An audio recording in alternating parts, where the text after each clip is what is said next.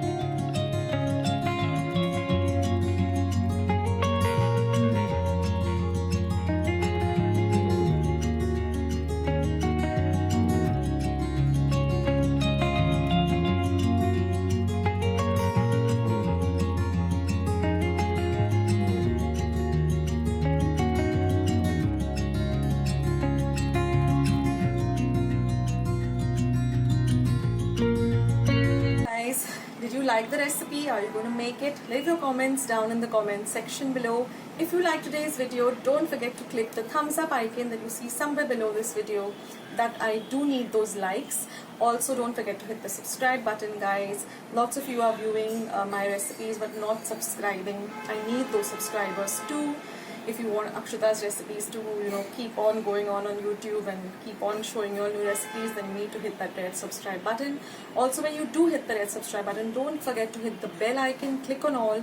That way, whenever I put up a recipe, you'll get a message for the same, so you won't miss out anything happening on my channel. Stay tuned to my channel. Loads and loads of recipes are coming up. So, stuff which is easy, quick, delicious and healthy. So that said, thank you so much for being here, and I'll catch you soon in my next video. This is Akshata signing off. Bye!